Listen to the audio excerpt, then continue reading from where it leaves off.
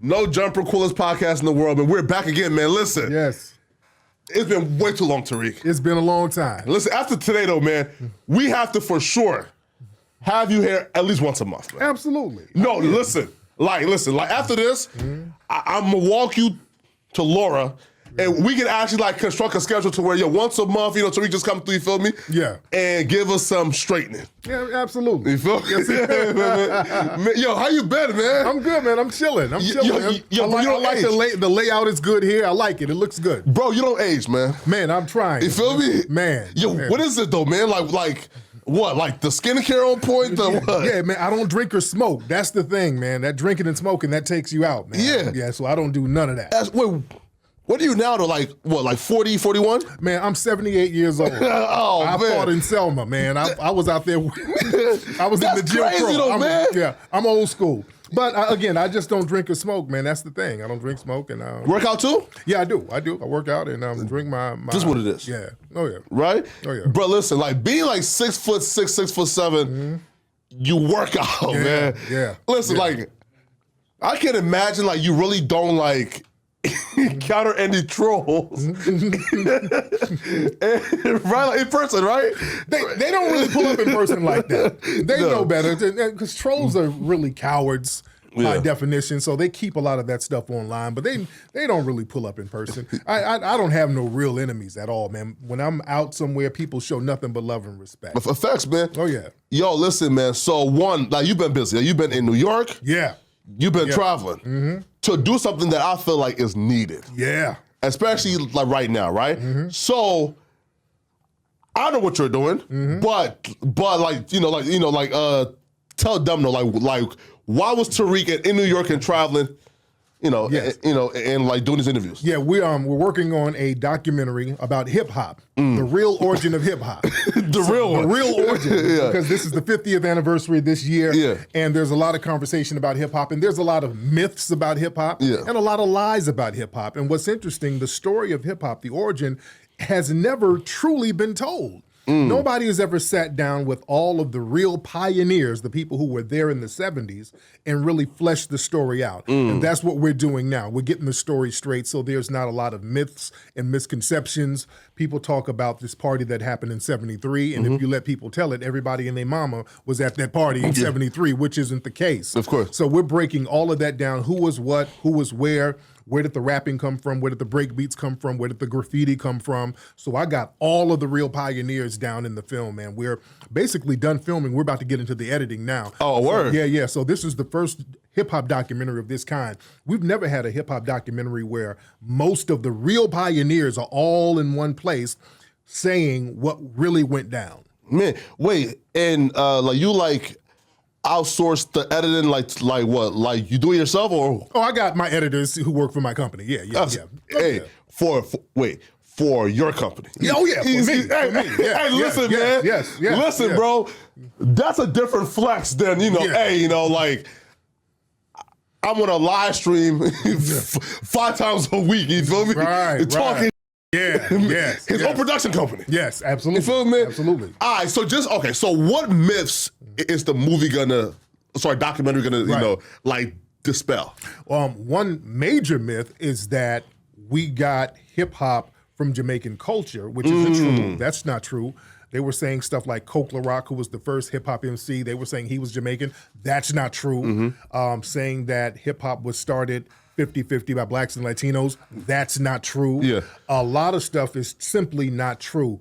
The whole combination between, or the rift between the disco DJ and the hip hop DJ, we're clearing that up. There's another brother who's not mentioned, who was very instrumental in early hip hop, was a brother named Disco King Mario. Okay. And they just named a street after him out there in New York. Finally, he's getting the recognition he's supposed to get. Mario sounds like he's a non-FBA, right? Yeah, they think, for a minute they were promoting him as non-FBA, but he's an FBA brother from North Carolina. He is from North Carolina, extremely instrumental in early hip hop. So we're bringing all of that stuff out to tell the real story, man. And some of the pioneers, man, they're still alive. They're still here, but people just don't bring them on and talk to them. I got the first modern hip hop graffiti artist, Cornbread. Really? He's out of Philly. Yeah. Cornbread sounds like Yes. But Cornbread started graffiti in the 1960s in Philly. Oh, wow. Then it moved up to New York. That story has to be told correctly. Oh, wow. Yeah. Now, all right, so now folks like maybe listening and say like, hold up now, Tariq, like we ain't hear you like discuss the, like the Hispanic influence, right?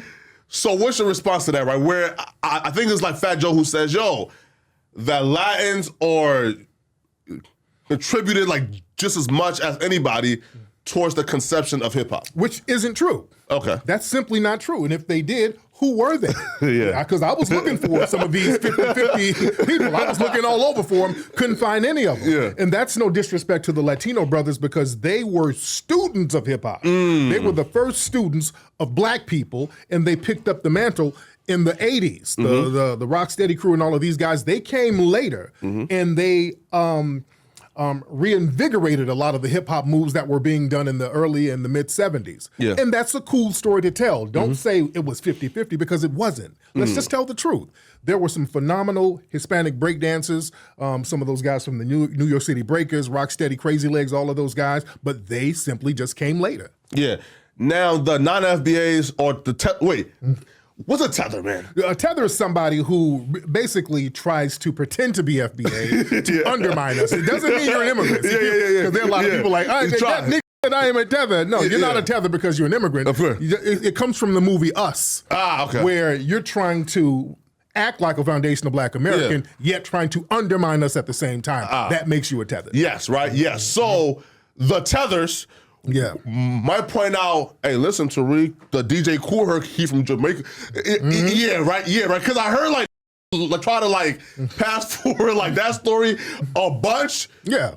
To undermine the FBA influence, right? Right. But Kool Herc was playing American music. Kool Herc wasn't playing Caribbean music. He said this out of his own mouth. He wasn't playing Caribbean music. He said that the black audience here didn't like that Caribbean music. Also, Kool Herc was trying to emulate the foundational black Americans, the Marios. He was trying to act and dress like them. So let's tell the whole story. He said himself he was trying to be more Americanized. So we just didn't get the influence from Jamaica.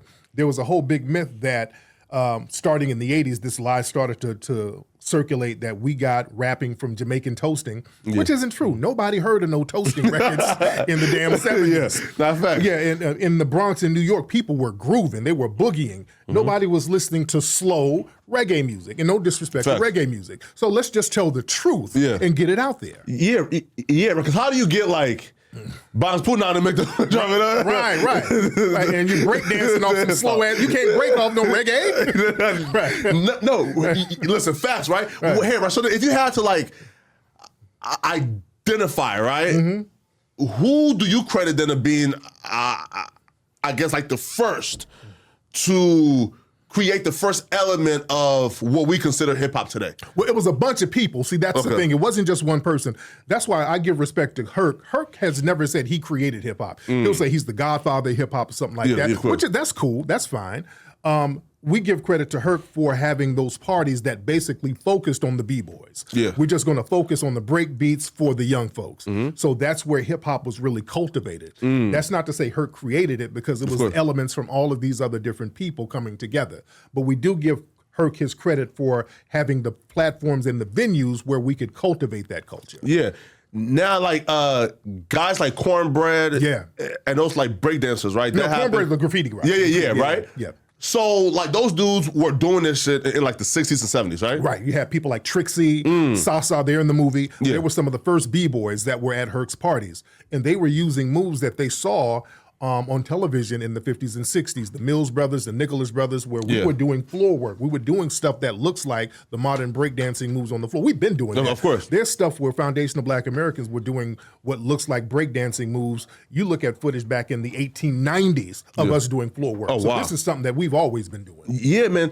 Here, right? So then if you had to say this, right? Okay, so then like what obligation do current hip-hop all the pioneers of hip hop, right? Because those dudes right now like don't get to go on tour and make, right? You feel me? Yeah, right. So one, like, what obligation do we have to them in terms of media? In terms of like the music, right? And then how how do we properly compensate them? Right. We have to give those pioneers a recognition because whenever black people, we create something, it's always wrangled from us when it becomes positive. When it becomes positive. Of course. Because when it's negative, like jazz, when it started, it was negative. They looked at it as jackass music. That's what they called it. Wow, jackass That's where music. the word jazz come from. They called it jackass music. Yeah. Those black people are degenerate. Wow. They're reefer smokers. They're drug addicts.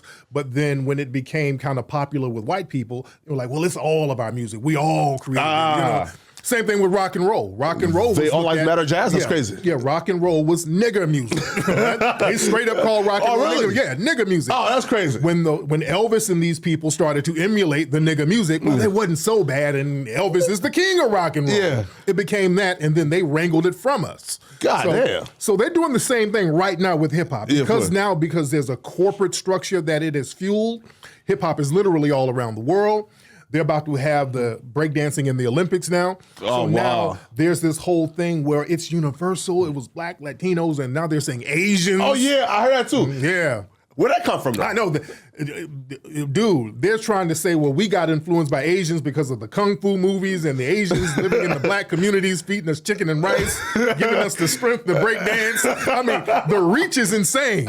And mental gymnastics, man. Right. The reach is insane. So it's up to us to say, hey, time out. Enough is a damn enough. Yeah. Let us tell the story and just get everything straight so these myths won't just continue to grow. Yeah. Right. So then once we recognize, okay, these are the actual pioneers, right? Do we just set it up to where now like they get like 1% of every record deal? People have been talking about a union for hip hop for a long time. So that's something like that. Right. Yeah. So they've been talking about a union. Okay. So that's something that we can look into. But just the basic recognition, when you have these tours, when you have these panels, bring these brothers and sisters on and have them tell the truth and speak their story and give them the compensation they need to act as consultants so that they can tell you what really went down. So yeah, we do paper them up now. We do need to paper them up. Facts, man. Yo, but I heard that Lord Jamar was giving it up. Oh, man. Shout out to my brother, Lord Jamar. Lord Jamar, he's in the movie. Everybody's in this movie. We got Melly Mel in the movie. We got Coke LaRock, the first hip-hop MC. We got Grandmaster Caz, one of the first ghostwriters in hip-hop. Oh, wow. Yeah, we got Sha Rock, the first female MC. Debbie D, one of the first female MCs. We have Busy B, the first solo MC. So many people. And we got... Lord Jamar, he grew up out there in the Bronx, and he's breaking a lot of stuff down. No, he's holding no punches back. He's going in, listen. You know. Right, cuz, and I heard like when that shit dropped. Yeah. Oh, he was.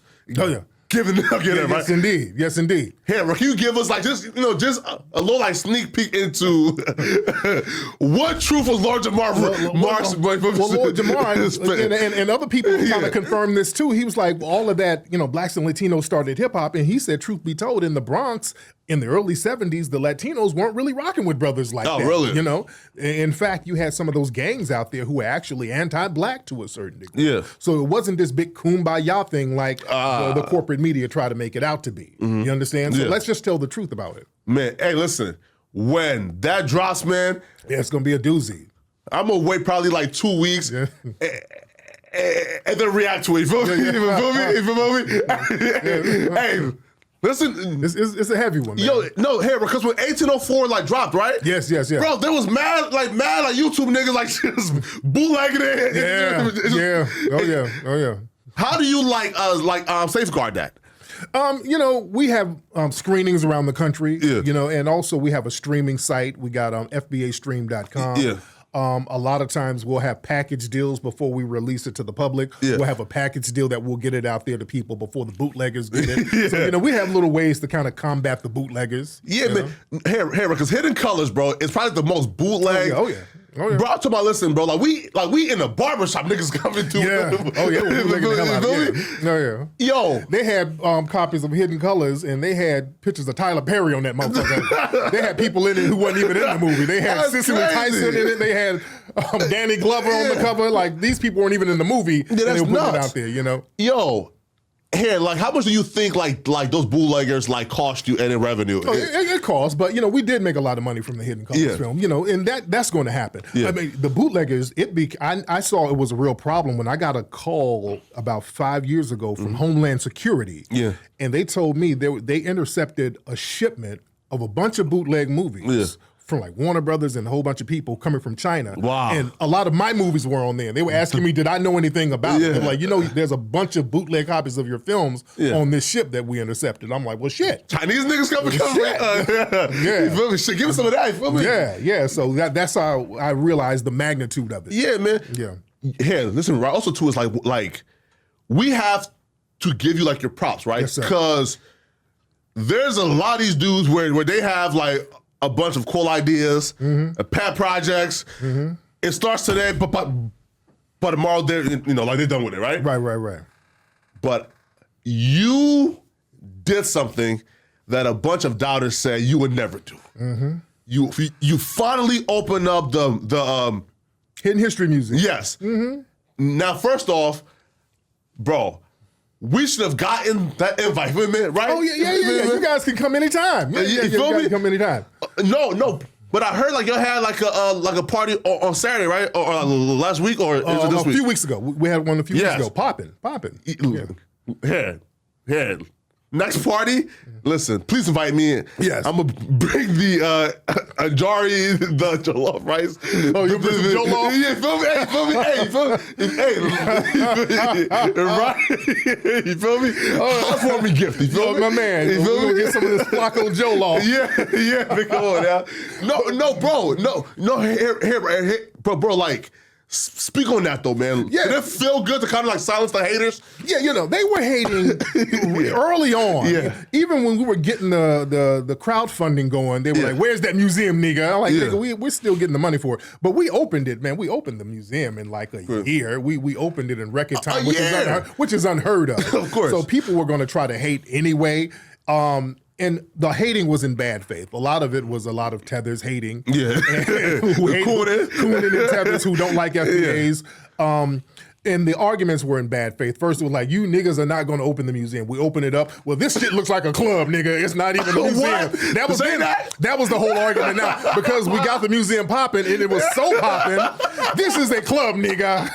So then the arguments are just going to change no matter what they do, man. So that's why you don't even trip on that shit. We got it popping, crazy. And everybody loves going in. We have so many wonderful events there, man. We had comedy night. We had a rap contest a few weeks ago. That was popping, man. It's popping up there. I'm going to come through, man. You got to. Wait. How do we like find out like when the events is happening? On the website, on the hiddenhistorymuseum.com website. We let people know because we have events there all the time. We have community events. Sometimes we have private events. We have a lot of students in schools who come up there during the day, and then we'll have our Saturday night events. We'll have feast and screenings, and we have all types of stuff up there, man. And the fact that we own the building, that's a great thing. Oh, y'all actually own the building too? We own it. Yeah, we're not leasing shit. We own the building. What was wait. Which we're one of the few black people who, of course, black folks who own the building. Yeah, now, you go down to South Central LA, a lot of those black businesses, they're leasing them from white people. That's that's just what it is. And in fact, we were trying to buy our place on Crenshaw Boulevard, and they were really trying to deter us from purchasing some of those properties out there. It's a real funny style thing going on. Wow. You remember some years ago, there were some black folks trying to buy the Crenshaw Mall. Yeah, of course. And they undermined them. They let some white corporation buy it and buy it for less. You know what I'm saying? Nah, that's nuts. It's real crazy. My brother Tavis Smiley, he owns some property out there on Crenshaw Boulevard in Leimert Park that he's owned for a long time, and he told me they come to him every day trying to sell, trying to buy. Wow. Throwing all types of money at him. Yeah. That's prime real estate out there. 5-10 million. Yeah, they're throwing all types of money. So when we're trying to buy on Crenshaw, they were throwing every red flag at us imaginable. Oh, wow. So we got our spot on Jefferson Boulevard, which is very nice. It's a real nice spot. Course. Historic black area. And it's a nice venue, man. It's a beautiful spot we have. We have comedy up there all the time. And people love going up there, man. They love it. Yeah, man. Here, let them know, though, right, that it's a place for every non-coon, meaning you can be from Nigeria, from God. As long as you're not a coon. Right. We have foreign brothers come there all the time, man. We have our island brothers, our African brothers. They come up and have a good time with us all the time. Of course. Now, if you're a coon, you're not going to like it. It's not. We don't have too many white women on the walls. Yeah, but come on now. Yeah. Yo, speaking of coons, listen, like, I was telling them, right, like, one of, like, my best hobbies, right, is going to YouTube and typing in Tariq Nasheed Twitter space, right? Just watching like your interactions. So one, yo, where are these people coming from with their fake accents and like what the fuck? Like, why do you think people like tap in? Lying to be somebody just to troll you. We Twitter Space. We're on Twitter Space a lot, and we open up Twitter Space where we can just have everybody call up and say what they want to say. And sometimes we get a lot of foreigners who really have a bug in their ass about foundational Black Americans who will call up and try to fake and fraud, and we clown them, and we have a good time on Twitter Space. We don't take it too seriously. We utilize that space as a nice roast session to kind of tap at people and spank them a little bit verbally. Yeah, you see, like here, right? You see, like people like me. Listen, yo, like folks like take your roast to heart. Like, listen, like right, like here, because like for example, you would be like going in on a motherfucker and who tapped in, just to troll, and then folks would like take that and say, oh, you see, you feel me, you know, like he's racist. No, because it's fair game roasting. People want to roast, and then when they lose the roast, they want to start crying foul. Of course, but part of foundational Black American culture is roasting. We got that from playing the dozens. Of course, that comes out of slavery, and a part of the culture of roasting was to get the brothers and sisters' minds and their emotions together, so when they go out in the world and they dealt with racism, it would roll off their backs. You would know how to take the verbal insults. So we learned how to play the dozens as a sport to toughen each other up. So your mama's so fat, your daddy's so dumb. So we're playing this game with each other, and the objective of the game is to keep the verbal snaps going and don't get emotional. Because if you got emotional, that means you lost. Because if you go out there in the world and somebody's calling you a nigga, and then you get emotional, they have a system that will harm you. So we were getting everybody's mind right with roasting. That's a part of our culture. And the dozens and roasting, that even goes into hip hop. The whole verbal competition, who has the most verbal dexterity, who can go back and forth verbally with each other. So that goes back to our culture. Yeah, in facts, man. Now, speaking of like Twitter, right? Yeah. So the FreshandFit guy called Myron, and he called you out and on YouTube. Yeah. And then when you accepted it, he said, no, we don't want. Right. I don't like that shit when somebody says, hey, I'll talk to Tariq, I'll debate Tariq about whoop-de-whoop, and then when I say, okay, let's do it, then don't turn bitch when it's time to do it. So he flipped and was like, oh, I don't want to do it, I'm above that. And the thing with the Fresh and Fit guys, these guys, those are tethers. Those are the tether classes who come over and they get with white people and try to undermine us.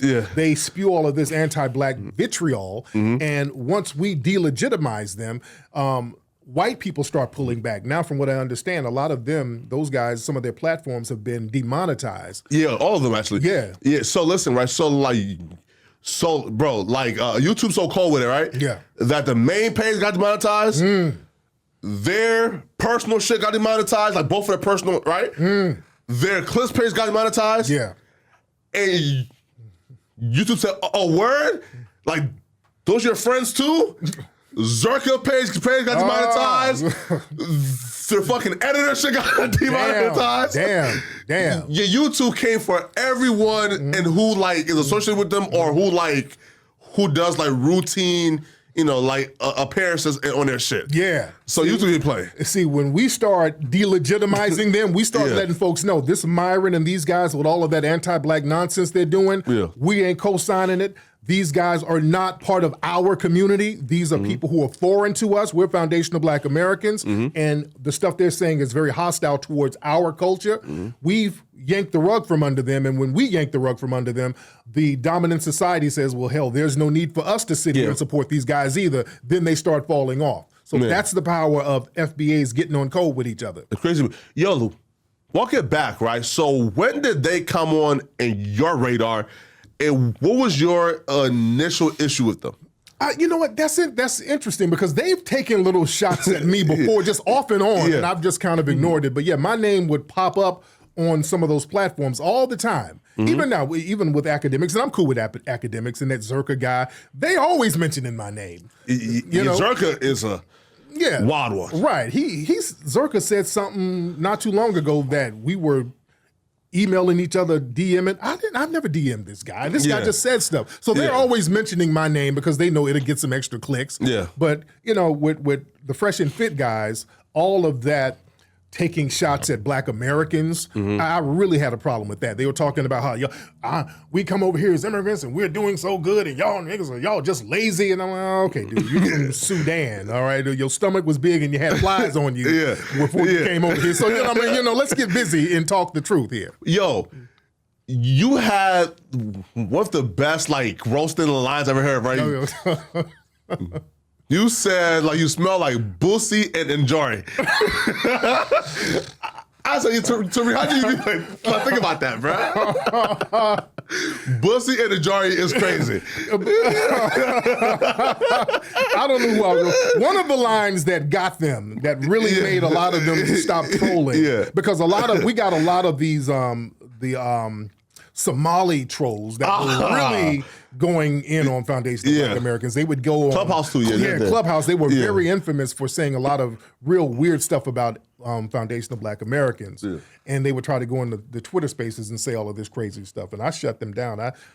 They were talking about how we eat fried chicken and watermelon and all this shit. And I said, well, at least we don't smell like cheetah pea, nigga. When I said cheetah pea, when I told them we don't smell like cheetah, they flipped the hell out. That really, really got to them, man. And that made them stop, actually. They all tapped out after I said he smelled like cheetah pea. Yo, no, because I think I've seen, man, you used to like have like a bunch of like Somalian trolls on like Twitter space. Yeah, there was a whole bunch of them. Now they stop because they tried to roast, and hey, this is what we do. And shout out to the Somalis. We're cool with Somali, but if you want to roast, y'all don't do that. If you come from a third world country, don't try to get into no roasting session with us. That's gonna go all the way left, man. It's gonna get bad. It's gonna get so bad. So but much respect to the Somali brothers and sisters. But yo, look at this, right? So Zerka, right? Yeah. Now, I am a fan of the Zerka from like a year ago, meaning like before the extreme shit start happening, right? Now he's going to Times Square and saying the N-word. Right. And he makes sure he does it around some immigrant women. He went around some sisters who were clearly immigrants yelling nigga. And that's corny. Now he's trying to pander to that alt-right crowd, and that type of stuff is corny to me. Yeah. Now, right? And he said that he will do it to anybody, right? Now, do you would you interview him on like your platform? No, because he's a clout-chasing nobody. Damn. That's why he's doing it. This is from what I understand, he's an Albanian dude. Who nobody really cares about, and doesn't have any talent. So he's doing all of this trolling for clout, and I don't really give trolls clout like that. That's all it's done for. A lot of these people, man, they come from these places where they didn't have it popping, and they have to get around Foundation of Black Americans with their nonsense, because we're the ones who get shit popping, we get the culture popping. So they have to come around us with all of the trolling, try to leech clout off of us. And we're just not into giving everybody no damn clout. Yeah, man. You know?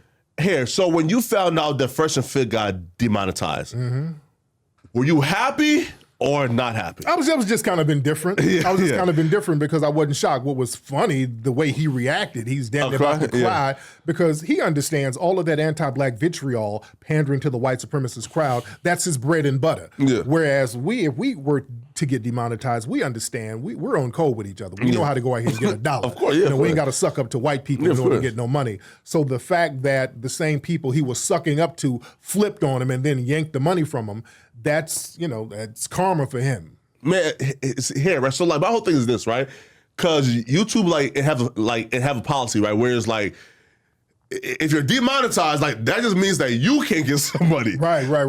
We can still, like put like ads here and there, right? Yeah. Oh yeah.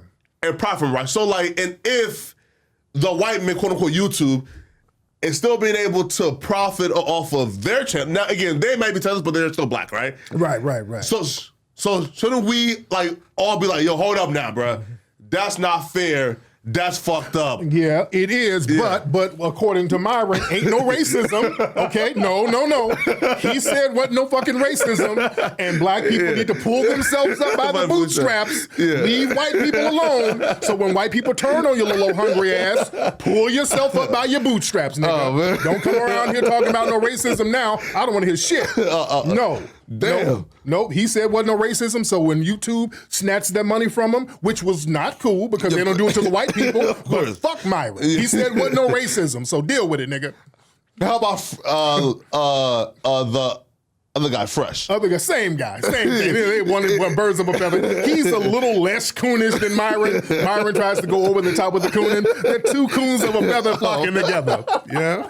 Two coons of a feather flocking. Hey, my niggas, man, that's a good one, my dog. Two coons of a feather flock together. Yes. Goddamn, man. Yo, what's your secret, man? Like to being able to like. Because you're like a leader of like men, right? Mm-hmm. Like what's like the number one secret to being able to galvanize a group of people and get shit done? People being able to trust you. That's the thing, man. If people can trust you, if I say I'm gonna do something, people know I'm gonna do the shit. Facts. If I'm gonna do a movie, it's gonna get done. If I'm gonna open a museum, it's gonna get done. If I'm gonna come up with any product, everything I say I'm going to do. When you have that kind of reputation, man, people will trust in you and they'll be like, okay, let me roll with this guy. Your trust factor is very important. And we gotta have more brothers out here to do things in the community and stand on your word. If you say something, be a man and stand on that shit. Yeah, here, right? So if you ever, right here, for example, right? If you ever, let's say, like embarked, right, on a task that you figured out, bro, this is just too big for me to do, how would you handle that? Would you just say, hey, guys, I thought I could be, I thought I could do it, but this is just too tall of a task for now. We can't do it? Or how do you go about that? No, you break things down, man. Sometimes there are big things, there's big tasks that you just can't tackle all at once. So you got to break them shits down. It's just like doing movies, man. To do a documentary, it's a lot of work in documentaries. So you have to break down things task by task. You got to break down the filming, then the editing, and then you got to break down getting the B-roll. So everything is done in stages, man. So you're not going to knock a whole bunch of stuff out like you want to at once. So learn how to break stuff down and understand everything is a process, man. That's what work is. You're not going to get everything overnight, man. A lot of stuff, man, when it comes to building things, it's not going to be as glamorous as you think. We want to do shit that's glamorous all the time. Yeah. We got to understand, man, if you want a delicious meal, you don't know what's going on in the kitchen. Motherfuckers chopping up the lambs and killing the chickens and the pots are dirty. You just see the pretty plate that comes out. So let's not be afraid of the messy process that it takes to build something. You're fast, man. And do you know who Sir Major is? Yeah, I know Sir Major. Yeah, online. I've never met him in person, right? but yeah. You see, like, so hey, right? To me, it's like, and he's a great speaker. He has a great mission, right? Meaning, like, bro, like, I'm trying to ride for my FBA people, right? Yeah. But I feel like you can mentor him to where, like, yo, bro, like, this is how you galvanize people, right? Because, like, and his issue right now is, like, he lost the trust of the people for I think it was it's some weird shit that happened, right? For me, right? So if you had to, like, give him any type of advice, man, like how can he galvanize in his own group, and ride for FBA people? And Sir Major, and I'm cool with Sir Major, and I don't know what. There's some stuff going on, some court cases, which I don't know. And I can't even speak on my man's stuff. Yeah, of course. But you just let people know what's going on with the court cases and just kind of be transparent about that. That's the best advice I can give without me knowing the details. The facts, man. So, right. So, like, speaking of court, man, I'm not sure who, like, so like, there was, like, a false flag with Brother Polite shit, where, like, folks claim he, like, plead out, right? So, one, how do you think that that's gonna, like, be situated? Is he gonna be found guilty, not guilty? Like, your best guess. And I haven't been following that case either. I don't know the details of that. Yeah. And, Brother Polite was in one of our films years ago, and again, I don't know none of the details in the case. And I heard about a plea deal, so it's all over the place. So again, other people's court cases that I'm not sure about, I wouldn't speak on it because I just don't know the facts of them. Man, yo, now do you think that we should make August the new Black History Month now? A lot of people say that. A lot of stuff goes down in August, man. There's a certain energy in August, man, that has always resonated with Black people, man. That's fucking chair, man. Yeah. The chair situation. August has always been a very significant month, man. The Haitian Revolution, a lot of stuff was popping up. Word, okay. Yeah. A lot of civil rights fights and battles popped off in August. So the chair situation in Montgomery, a lot of people are like, we should make that a holiday. But we also got to understand that there is going to be retaliation. What we saw down in Jacksonville recently. Yes. A lot of people believe that was retaliation for brothers turning up out there in Montgomery. Damn. White supremacists don't like taking an L, and they took an L with them brothers in Montgomery. A super L, man. Yeah. Were you like shocked when you seen like here, right? Because like the dude who was getting jumped first was just like one of the employees who was on the boat, right? Who came to kind of like clear it out. So were you even shocked like when you seen people like them there swimming to help the brother out? Oh, I wasn't shocked because my family's from Alabama. My dad was born in Montgomery. Oh, yeah, all my family's from Alabama. Yeah, so I wasn't shocked at all. That's how they get down. That's how they get down there, man. Wait. How tall's your dad? 6'6". My dad's taller than me. Damn. Yeah, he's a big, tall dude. Hey, your mom like... My mom like 5'1". She's little. My mom's real little. My dad's real tall. Dog. Yeah. Listen, if mom would have been like 5'10", yeah. Oh, you would have been like 7 foot 2. Oh, yeah. You feel me? Oh, man, crazy. Yeah. Here, right, but when we like... Here, so like when we like watch like that, right? Now like folks are saying, we are happy that black folks like came together, but the chair thing was a bit much. It wasn't much. I mean, my man had to neutralize the threat. There was a threat out there. These white supremacists, when they were trying to jump folks, they were beating up on people, and the brothers came through and they neutralized the damn threat. There was a threat, and they had to get that chair and let the chair speak. And nobody got killed. Nobody got shot. They just had to do some straightening out there, man. It was what it was. The question, right? If let's say like that boat was filled with a bunch of a bunch of Africans, right? Do you feel like they would have swim over the fight? Some would have went to swim to save the white people. Some of them would have went and saved the white people. Let's keep it a buck. I love my African brother. That was a boat full of Africans. I love y'all, but y'all would have been out there beating the shit out of niggas. Get off these white people. Leave them alone, nigga. Yeah, y'all would have been beating us with the chair. Yeah, that's crazy. Shout out to some of our riders. But you know what's interesting? That area, historically, that was a slave market. That was a place, that particular area was known for bringing in enslaved foundational black Americans and selling them around the Montgomery area. 2 hours before that fight popped off, some sisters were having like a spiritual convention out there. So they went to the water and they had what's called a root work ceremony where they were giving honor to the ancestors. Yeah. So they put some flowers and plants in the water 2 hours before that fight, and that conjured up some of the spirits. There's a reason why brothers were swimming in the water and people were fighting the way they were fighting. I'm telling you, that spiritual energy had conjured up as well. Bro, that's crazy, man. God damn, man. Yeah. Yo, bro, like, listen, man, like, now, those white folks got their ass whooped, right? Yeah. Now, hey, right, so after they like, got their ass whooped, then, do you feel like that's punishment enough? Or what should it be, like a felony charge for them? I mean, they should get charged too, because again, they attacked some innocent people. They just start beating on innocent people, so they should get what we get. If we go attack somebody, we get charged. They throw us under the bus or whatever. They put us under the jail. Do the same thing with them too. Yeah. Now, are you buying the one guy who owned the supermarket said, "Hey, listen, man, I was just there. I was minding my business." You feel me? Right? Because he got arrested too, right? Yeah. But and he came out and said, "Listen, man, please don't hurt my business." Yeah. Are you buying that he was just an innocent bystander? So they always try to be innocent bystanders. No, they were out there throwing punches. They tried to jump that brother, and they thought that they were safe because all the other black folks were on the bus, and the water was kind of protecting them. Yeah, of course. And they thought that nobody would be able to get to them in time. They thought that they would run to their boat, and the brothers caught them before they got on that boat, and shit went left for them. Man. So then they want to start explaining. But no, they were out there attacking the brothers, and they got that work on them. Man, let's talk about Jacksonville. Yeah. Because this is the second incident now, like a year apart. Because in 2022, the little white boy went on Twitch live stream and went to somewhere and killed 5 black people, right? Was it that at the Madden convention thing? When that was no. Okay. Buffalo. Okay, right. Okay, you're talking about Buffalo. Okay, yeah, right? Yeah.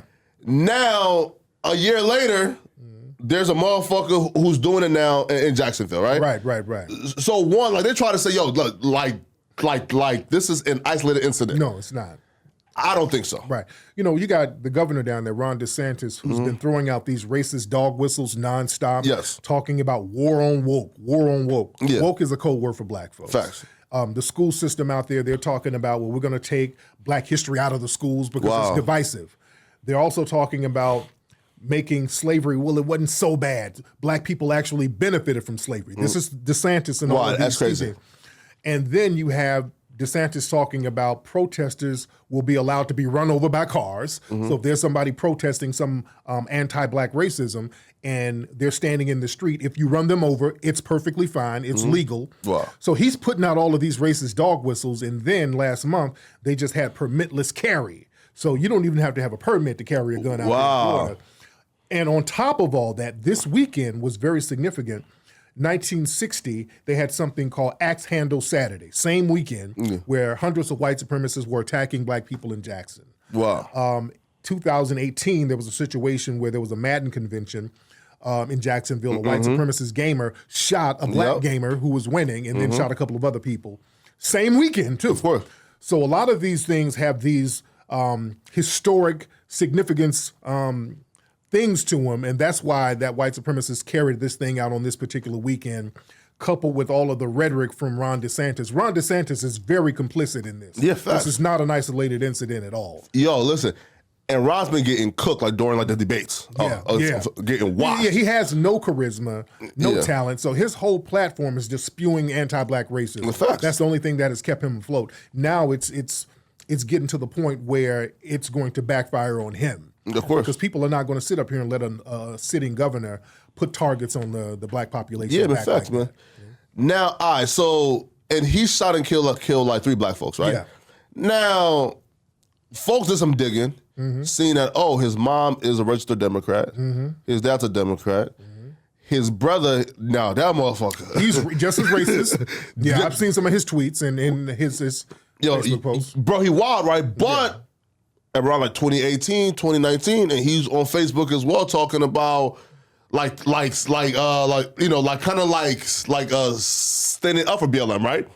So now it's kind of like this though. Now like, we see, okay, this kid from this household full of nothing but Democrats. But he's a Republican, by the way. Really? Yeah, the killer. Oh, damn. The killer was a registered Republican. Damn. Yeah. Well, Wait, see, Hammer. So then, should we trust? Okay, so then, who's more trustworthy than you? Is the Democrats more trustworthy, or is it the conservatives? Man, that's like what kind of snake won't bite you the most? Yeah. It's the same thing, man. We got to understand there's no difference. With this whole thing that happened down in Florida, the Republicans and the Democrats are both complicit. The Democrats are not putting forth no anti-black hate crime laws. If this happened to the LGBT, the Democrats will be out here marching right now talking about an LGBT law with billions of dollars allocated to these LGBT groups, just like they did with the Pulse nightclub shooting in Florida years ago. They were acting a fool over that shit. Facts. If this happened to Asians, somebody was targeting Asians, you saw a few years ago when a massage parlor got shot up. It took a week. They had gazillions of dollars at the Asian community. Asian hate crime laws left and right. It took a week. Right. I mean, immediately. The Democrats ain't doing nothing for us. They're not even speaking on it as an anti-black hate crime. They're talking about, well, it's mental illness. This guy's mentally ill. Hell nah. It's a gun issue. They're doing all of these deflective damn tactics. Hell so nah. they're just as complicit. So it's not who's the best. All of them are complicit in it. So we need both of them or whoever to start getting some anti-black crime bills going on and some resources allocated to the black community so that we can protect ourselves from this. Man, how long now have like black folks been asking for that anti-black hate like crime bill? You know what? The thing is, we've been content with the crime bills being minority based. Well, you can't harm minorities, hate crime. Hate crime is very Brawl. Vague, yeah. But when you harm an Asian person, it's stop Asian hate. They're very specific. Of course. When it's other groups, they're very specific. We just kind of get this vagary thing. So we haven't really been campaigning for something specific for us for too long. We've been under this whole minority coalition thing, thinking, okay, well, all of us are going to get the same protections, which we're not. So this is why now recently we're like, we need something specifically for black people. Not minorities, not people of color, not marginalized people, but black people, because we are being specifically targeted with these hate crimes. Now, facts. Now, why do you think that Asians were, I guess, able to to make things shake like that fast and get the Asian hate crime? But probably months, weeks, probably, right? Real fast. Yeah, but we can't get it done. Well, the thing is, the white supremacists always have to elevate one group over us. So that's a little Jedi mind trick that they do. So if we get harmed, they'll find an Asian person who got harmed. Just like, for example, when the shooting happened in Buffalo, they tied that into a shooting that happened at an Asian church out here. Wow. And they were like, oh, look at how blacks and Asians are being targeted. This is crazy. So let's bring a K-pop group to the White House. You dig? You saw the game? That's crazy. So they brought a K-pop group to the White House and started talking about Asian hate crime. So they left us out. They left us out. See, that's the game that they play. That's This is why we're saying, hey, we don't want to be tied in with nobody, because whenever you do that, you end up etching us out of it. So we're saying, hey, let's just focus on us for right now. But hey, what about the Asian? No. Y'all already got some for them. Of course. What about us? Well, what about Native Americans? No, what about us? Facts. This is why we're saying we need something for black people, and we're standing on our square with that. Yeah, man, bro. Right now, like, do you feel like, right? So I did I think a video that I had to take down and re-upload, right? Because the first version was, I'm like, listen, obviously there's a race war coming. The race war is here. It's already here. Right? It's here. It's here. Right? So do you feel like black folks should kind of join we can't be anti-guns, fuck gun reform, fuck all that none of that shit, right? Yeah. Because we need our guns, and two, we gotta stop, stop doing felonies so we could have access to being able to have a gun, right? So how do you feel like black folks can combat this, right? Like, do we just all get armed up and, Yeah, we definitely got to have our guns. I'm not for that gun reform stuff. And we said we stop doing felonies. Well, here's the thing, man. They can give us a felony for anything. That's true. Hell, if your homeboy goes commit a crime, they'll say, well, you guys are part of a gang. Like, what gang? The nigger gang. I just made it up. And I just put a RICO on you niggas. So, yeah. They all got to go. Right. They'll throw a RICO on you. They do I'm white and I say so. So we got to understand that part of the game. And also those gun buybacks. That's another con game, too. Facts. Don't ever sell your gun to those gun buybacks. Because they'll say, you can bring your gun in and nobody's going to ask no questions. Nigga, when you bring that gun in, they're going to do ballistics on that gun. They're going to see the bodies on it. And then a few months later, they're going to go right back and get your ass. Yo, that's crazy. Yo, bruh, I know that. Yeah. Oh, that's nuts then. Yeah. Yo, that's You think they're not going to do ballistics on them guns at them gun buybacks? That's crazy. They're going to catch everybody on that. They're going to see who brought the gun in. They're going to know who brought it in. Then they're going to trace that guy back, trace the neighborhood back, and see and put two and two together, and then your ass is going to get hit. Yo, listen, bro. Like, at that point, bro, if you hard on for $200, man. Yeah, right. Go donate plasma, man. Right. Yo, how do you feel, man? Like, folks deny, right? So people feel people try to shame folks for donating plasma. Hey, listen, man. Right. If you need the money, hell. Hey, listen, plasma was a shit though. Yeah. Listen, back in college. Hey, listen, bro. Listen, it was $50 on the first, and then 30, and on the second one, and we could do it twice a week. Lord, well, that's some immigrant shit. Y'all immigrants be doing that type of shit. We're gonna get the money from our grandma or some shit. Y'all got to donate. Were you out there donating plasma? Mark out there donating sperm. And $80 a week, Tariq, is free money, right? Times 4 is 360. No, sorry, 320. No, we'll go out and we'll go bag up some weed or something and get $50 or something. Wait. You never tried like plasma or sperm donations before? Oh Lord, no. I ain't never done that. No. No, but I heard though, right? Like the real bag isn't sperm. Like that's like the real bag. Meaning like they give you like $1,000. Oh damn. Right? Yeah. You know, they give you money really from like drug testing too. Oh really? Yeah. I knew they used to do that back in the day. That's how Parliament and the Funkadelics, those guys got all strung out back in the day. They went up to Harvard somewhere after doing a show, and they gave them some money to experiment with LSD and all of this shit. Oh, no, that's fucked up. Yeah. So little experiments, that's where a lot of money is, but you'll be fucked up, but you get some money. It ain't worth it. You know? Yeah, man. Yo, what's your take on Larry Elder? Yeah.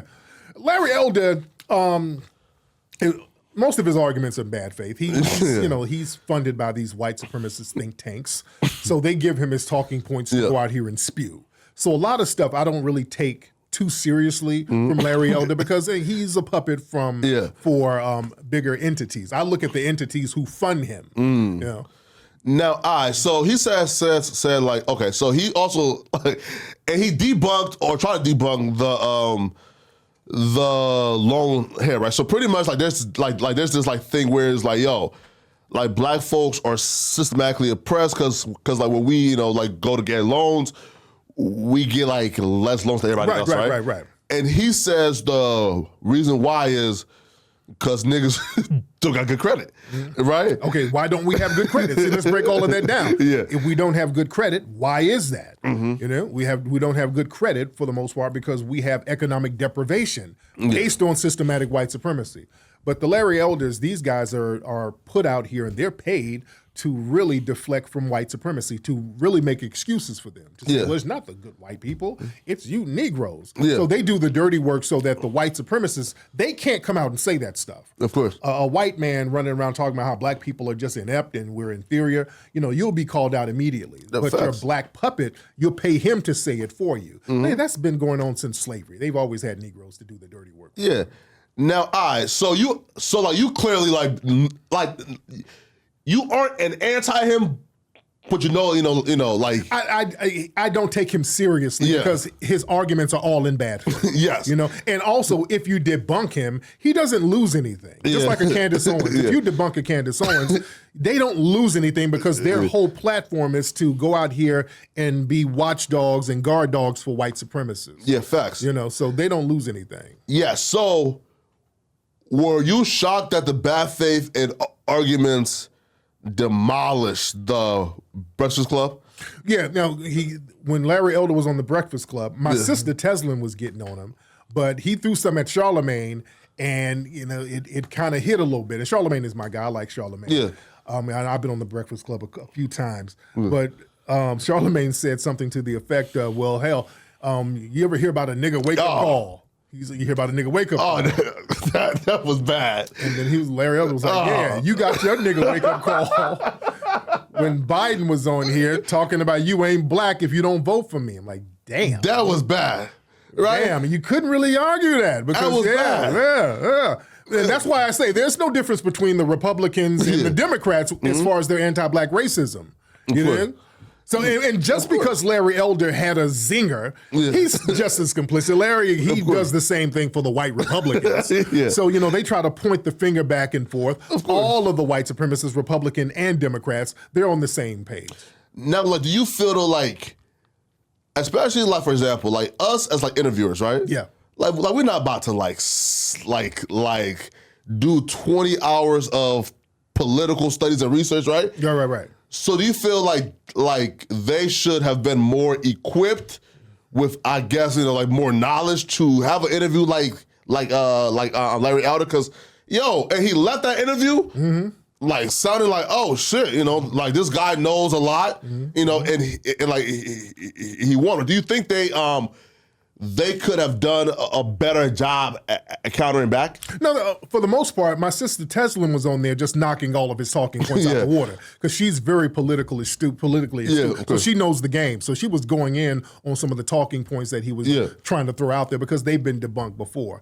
But the thing is, on the Breakfast Club, when Biden was on there talking about you ain't black if you don't vote for me, and the Breakfast Club is more left-leaning to a certain degree. So I think a lot of these left-leaning places, they kind of let that bullshit fly where it should be checked. Biden should have been checked on that nonsense. And some of these people, when they come on those platforms, those left-leaning platforms with a lot of these agendas, they don't get checked enough, and they let a lot of stuff slide. And Larry Elder saw that opening, and then he took that. And who's the Taslin girl? Oh, sorry. Teslin. Yeah, right? Teslin Figueroa. That's my sister, man. Love Teslin. Teslin, she's a consultant. She's out here. I've done stuff with her before, so she's on top of her game. Yeah. She gives them that work. Yeah, right now, but why do you feel though like people or the audience respond, I guess, negatively to a strong black woman? Sometimes they do, sometimes they don't. Yeah. It just depends. Yeah. Comment section was like, oh, she tripping, you feel right? Right, like, cause she was, being, real vocal, you feel me, right? Yeah. You feel me? But like the audience, I guess they don't like a strong black woman who knows her shit. Right. You feel me? Right, and probably it was just some people trolling in there, but it was probably some right-wing trolls. Yeah. Because she was on top of her shit, and when you have some sisters or brothers really speaking truth to power, you're going to have people trolling in the comments. So I think a lot of it was trollish. Yeah, man. Now, I think she said during the interview, I'll be on Fox News, right? Yeah. Do you feel like it's beneficial for us to go to Fox News and combat, the fuck shit, should we should we not even engage with them? Sometimes it's cool, but Fox News, and I've been on there several times. Fox News, they do little dirty tricks. When you're going in on them, I've shut down Laura Ingraham on her own show before. Yeah. And when Fox News, they're so dirty, when you're going in on them, they'll just turn your mic off. Dude, I've been on Fox News talking, and they've taken me off air, and I don't even know I'm off air. I'm still talking. I'm like, I'm going in on them, and they're like, I'm hearing in the earpiece, okay, thank you, Tariq, you can leave now. I'm like, oh, shit. Okay, they done went to a commercial on my ass. Oh, so, wow. Yeah, they do little stuff like that. That's dirty. They play real dirty at Fox. They play very dirty at Fox. But it is what it is. They don't really have a real argument except that anti-black nonsense, and when you debunk it, they go to commercial on you. That's just what it is. Man, yo, have you heard about BT selling their the network? I think right now, right? Yeah. Now, all right. So one, if you have to choose somebody to run the BT, I guess the network or the company, who would you choose? I don't know, man, because well, you yourself. Never sell it to me because Tyler Perry was trying to get it and they stopped Tyler Perry from getting it. What? Yeah. Well, because he undermined them, right? They wanted $3 billion and he offered 2.4, I think, or 5. Right. Something like that. But hell, that's a damn good price for BET. But I don't think they want really black people really owning it like that. It's owned by whites.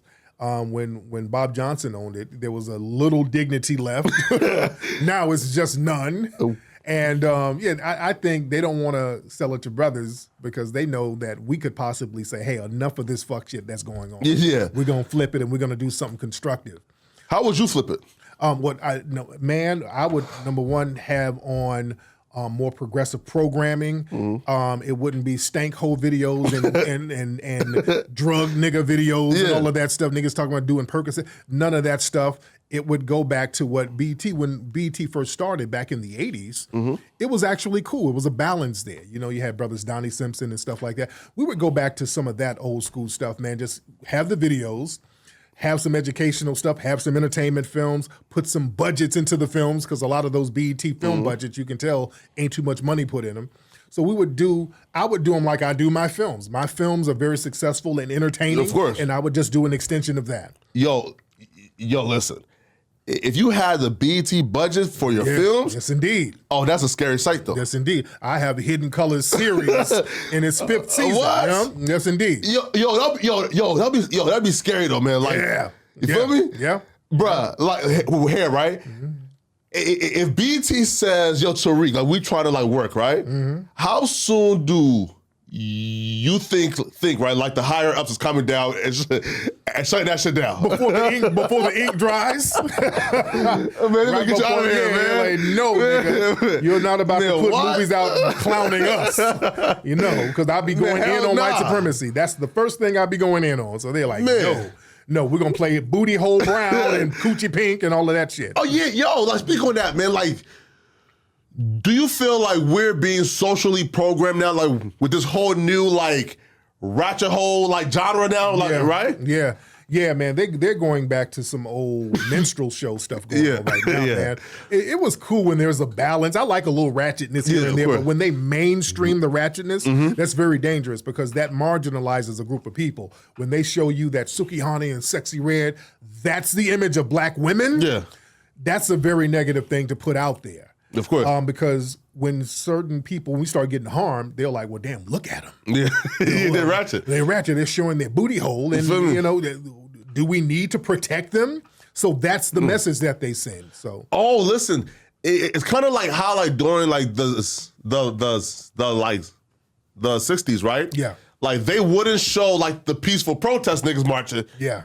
Like they'll show like the niggas like fighting back. Yeah. And say, you see?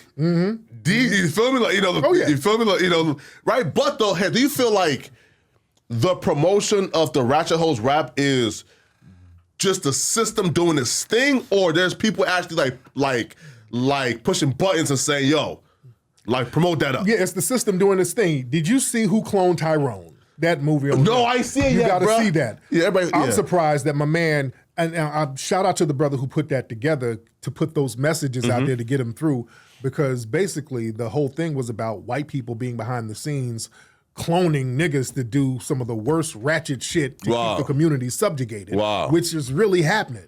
When we see stuff that goes on in the media, understand that billions of dollars go into the Sukihanas and the drug addict rappers. A brother rapping about something constructive or just rapping good, he's not getting a budget. But the Viacoms and all of these major corporations, they'll give a gazillion-dollar budget to somebody who can't really rap, and for them to rap about getting high and showing their coochie or boochie or whatever they got. Yeah. You know? But that's nuts. So that's orchestrated by the dominant society, the corporate structure. They choose to put on what they want to put on. Yeah. You know? So do you feel like black folks just not consuming the ratchet bitch rap or like not putting their like dollars behind it? Is that enough for us to disrupt the, you know, like the agenda or at like this point is like, listen, if they push the button, there like there's you know like there ain't shit that we can do about it. Well, the thing is, man, a lot of the stuff that's the hip hop that we see now, it's white people who promote that stuff. And they're the biggest audience for hip hop. 80% of the hip hop audience is white. That's true. That's why when you look at Coachella and certain hip hop concerts, mostly white people in the audience. Yeah. You know? You know, some of us, we do support some of the ratchet stuff, but for the most part, a lot of us ain't on that. That money is coming from the dominant society. So we're going to have to start learning how to, you know, get our resources together. And that's what I do on a grassroots, you know, have our films and we fund them on a grassroots level. We fund our museums on a grassroots level. We just got to start funding things on a grassroots level to get the things that we want. Yo, speaking of grassroots and authentic grind, right? Have you tapped into this white boy called Oliver Anthony, I think? I've never heard of him. Here. Listen, and let me like show you, man. And he's the one who made this song right now that like the white supremacists are like or trying to use. He's a rapper? No, I never heard of him. Listen, when you go home, right? Yeah. Listen, I would love to hear Tariq Nasheed she like live stream it. And him, because he's here, right? So listen, so he went viral, right? 2 weeks ago. Okay. Now this song is a song that like white supremacists is taking and say, oh, you see, and he's like attacking Biden. He's attacking, like folks using like the welfare system. Oh wow! Right? And he's talking about the men that are north of Richmond is trying to tell us what to do, right? And they're trying to say, listen, there were men, the North, who were anti-slavery, trying to tell us what, right? Right? But guess what though? And he did something that's never been done before. And he went quote unquote viral and on IG, right? Okay. And by the next Friday, the Hot 100 Billboard said he had the #1 song in the country. Wow. Now listen, I've been on the internet for a long time. I ain't never seen nobody go viral on fucking IG Reels, then have the #1 song in the world. Wow. Wow. You feel me? And where is he from? Richmond, Virginia? Yes. Okay. Yes. And the song is about just what's the name of the song? Sure, right? It's called Rich Men North of Richmond, right? Okay. Here, right. So he want to say that, it's about the working class people being sick and tired of the man, like, having his boots on our necks, right? Okay. But there are like dog whistles and some lyrics that can be interpreted, right? And the white supremacists all day is loving this shit right now. I know there got to be some anti-black dog whistles. I'm dying to hear. I got to sit back and listen to it. But that reminds me of that song by that guy, Try This in a Small Town. No. You heard that. You never heard that? Yeah. Try This in a Small Town. It was the country singer. He did a song basically using these anti-black dog whistles. Yeah. Like, y'all want to protest, come try this here. And basically it was almost a lynch song. Oh, wow. He did the video in front of a place where there was a famous lynching. Wow. So there was a lot of these racist dog whistles, and that song blew up.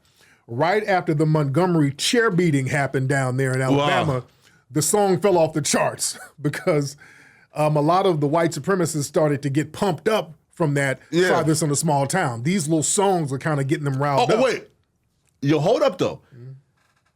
Because that song, it fell off the charts, and immediately after the chair incident, and he went viral. So that's why I got to hear his song. I got to hear what he's talking about. Hey, listen, listen though, man, listen. Do you feel like though, bro, in 2023, right? Yeah. When you see, let's say this, right? Like he goes like viral.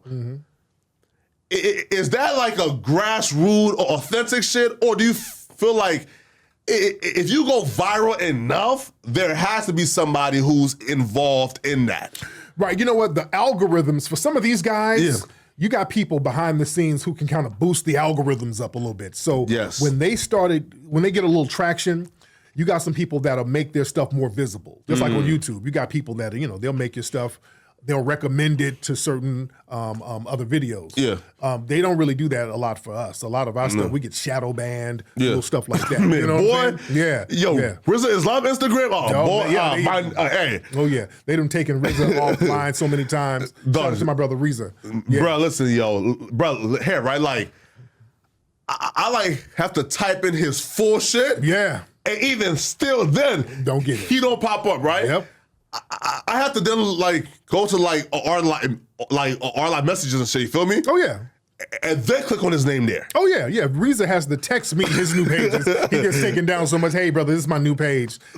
So when you're really speaking truth to power and you black, people gotta search for you. It's like Where's Waldo? But these guys right here who make some kind of little coded dog whistle song, all of a sudden they pop up all over the place. They go crazy, man. Yeah. Yo, have you tapped into Bobbi Althoff yet? No, who's that? She's the white girl who interviewed Drake. Yeah. What's up with that girl? I've seen some of her stuff. To be honest, this woman looks like she's one accusation away from some kind of sexual assault.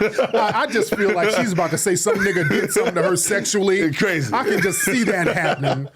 I can just see it in her face. I can just see she's right on the cusp. Sooner or later, she's gonna say some brother done touched her with his dick. No, facts. Hey, I'm not saying you're doing it now, ma'am, but I'm just. I can see it. I can see it. You feel me? Yeah, the way she's talking. Yeah, bro. So why do you feel like our rap superstars, right, are reluctant to go on hip hop media, right? But mind you though, like she wasn't big. Like she had 50,000 subscribers when Drake did it, right? So like she's a nobody, right? But you have all they blew her, they blew her up. They blew her up. And why? And these same Negroes will be funny style about coming on a hip hop platform. Yeah. That's real true. That's crazy. And I criticize a lot of brothers for doing that, man, because folks will go on stuff like Vlad, and I'm not trying to shade Vlad. And when you get black platforms who try to say, hey, come let me do an interview, they get funny style or they ask for some lump sum of money or something. Yeah. So yeah, black folks got to get off that bullshit. Yeah, man. Do you feel like it's self-hatred or like why like for example, Drake? He is the biggest artist in the world, right? Yeah. And he hasn't done a black rap interview, right? In 10 years, right? And listen, and like we don't count the Elliot like hair, right? So like, and he had one like 5 years ago with Elliot Wilson with like Red Radar, right? Yeah. And he said, y'all come to my house, y'all do this interview on my personal YouTube channel, not y'all shit, on my channel, and we edit it and we'll put it out. And right? So like he pretty much interviewed himself. Right. So he put out those parameters for a seasoned hip hop journalist who's been doing shit for like 40 years. Yeah. But he went on the white girl shit with no parameters or nothing. Right. Said, you feel me? Right. Like, is it just because like we don't like respect our own shit? Because why do you think Drake thought that it's more valuable to go on a white girl with like 50K? Right. He should have went to some more seasoned black platforms that have a track record. Now, to be fair, I understand there's a lot of YouTube channels and podcasts out here now, and you don't really know who's behind them. And also, if you're a black artist and you go say, hey, let me give them some shine by, giving my notoriety to this platform, some of these niggas are turning on you. Let's keep it a buck. You give these niggas shine, you're like, hey, bless your thing with my shine, and you get on there and you give them a great interview and give them a bunch of views, and then these niggas ain't used to notoriety. They'll turn around and then diss you the next week for more views. Have that happened? Yeah. Wait though, like I've seen dudes though who like, and I found through you. Yeah. Now they diss you. Yeah. Right. So then you got like bitch niggas out here who just do little hoe shit for clout. So then I can see a lot of black entertainers like, I don't want to go this nigga. I want to give him a shine. He'll try to clout chase and then milk the whole situation as long as he can by making a bunch of diss videos. Of course. So we got to cut that shit out too. Yeah, right. But the Drake interview took her. So look, right. So she had 50,000 subscribers, right? Yeah. When it dropped, she like went from 51,000 subscribers to 720,000 in 5 days. Wow. So can you imagine if he would have blessed an independent black media outlet and take that from 50,000 to 700? Hey, because Drake pretty much gave her $1 million business. Yes, he did. Yeah. Like, come on now. You entertainers, y'all got to chill out on that. There are a lot of black platforms that you can be on, given the same shine to. That will show respect because, again, that white girl, she's been saying a lot of real weird shit lately. I think she said she went to Lil Yachty's house or something. Hey. And the way she was talking, I just didn't like it. Uncomfortable, made her uncomfortable. I was uncomfortable. And all that. Oh, that gets into some of that, I was about to get raped talk. Yeah, facts. And I don't like that. And y'all better be careful with them little white girls going on their platforms, bigging them up like that. Facts, but now, so like we did some digging, Yeah. It turns out, guess what? So when she had about, I think she said like 80,000, right? And on TikTok, she got signed by WME. Wow. And by some guy called like Scott, right? And who's one of the I'm talking about like the high power manager, right? Like that nigga get busy, right? So to get signed by one of the largest management groups, one of the biggest managers in the game, period, where you had only 80,000 and on TikTok, that's bizarre. Wow. Right? Wow. They went in and got her and platformed her up all the way. Yeah, right. Yeah, right. And all the guests that she had has been WME talent. Drake, Funny Marco, right? Yeah. Armani White. So now guess what though, right? So they're the ones who are truly like, right? Like giving her like these interviews. Then she goes on Barstool and tells his fake story like, oh, I'm just reaching out and DMing Drake. Listen, man. Oh, yeah. Yo. Yeah, so that man, makes sense. Okay, like how is this person with these little views? Man, come on, going to Drake? Yeah, bro, listen, that makes sense. Dog, this little white girl like try to tell us that I just DM'd Drake and asked him to like do my podcast, and he told me and I flew out like 2 days later. Oh, stop! Yeah. Oh, so they already had her, basically a plant, sounds like. Yeah, of course. Yeah. They do that. There's this group, these girls called Fly in a Boss. Have you seen these videos of these girls? Yeah, they're running around rapping. Yeah. They're trying to make it seem like that's some organic. They're signed. And really? Yeah, they're putting them out. That's why their videos were all over the place. You notice that video was just popping up everywhere. Yeah, they're running. Yeah, and the video was everywhere. That's the corporate structure pushing that out there. And they were already signed. That's not organic. Of course, man. Yeah. Yo, so Michael O'Hearn, right?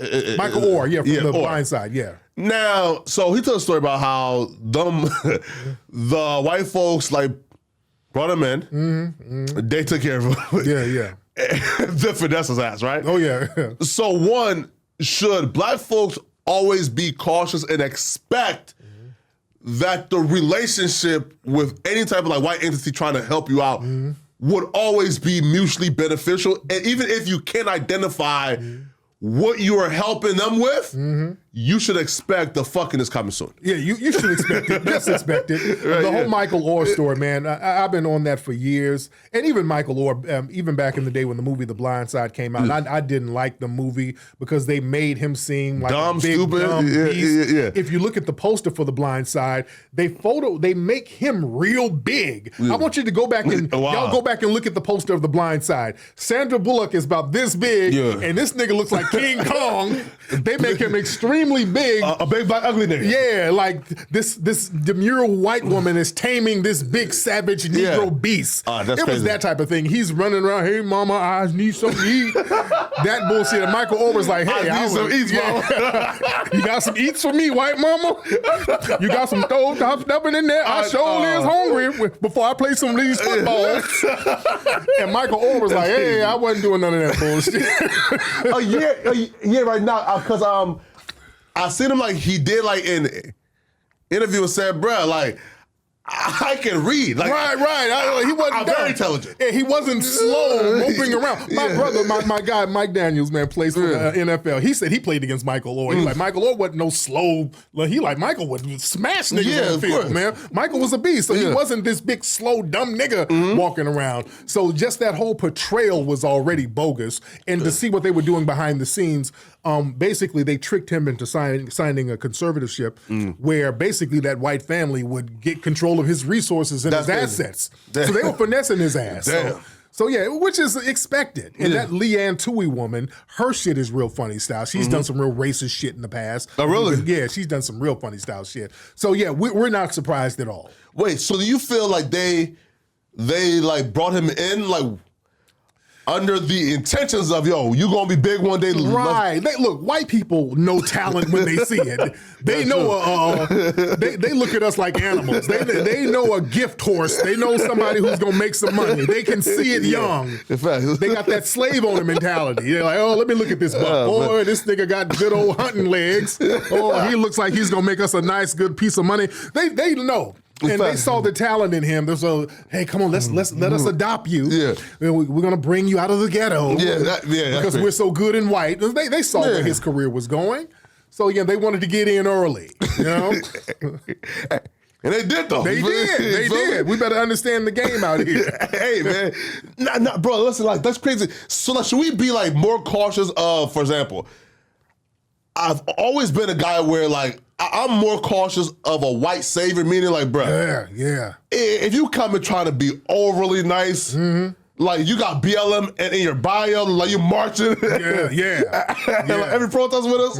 Like right, like to me, like that's suspicious, Right. Oh, damn that. Where are you in the courtroom? I need you on that jury to put these cops in jail because all of these damn liberal white people be at the Black Lives Matter marches, but we can't get 12 of y'all in a damn jury box to put one of these motherfuckers in jail. That's the thing, Yeah, bro. Yeah, bro. Like that's crazy, man. Here, right. So for Michael or her, though, right? So how do you feel like that's gonna end? Like, is he gonna like get back his shit? Probably so, because it's looking bad for that family. So them doing that little finesse game, I think they're going to have to say, hey, we got to give it up and give him what he's supposed to get because they've made a gazillion dollars off the Blind Side movie. And he's not really made that much off of it. No. Because if you look at the movie, they made the movie about the Sandra Bullock character. They made it about the white woman. He's just a stand-in. That's like a, he's like a prop just to show how good the white woman is. You know what I'm saying? But that's crazy, right? Like, dude is, what the fuck? Yeah, wait, sorry about that. Okay.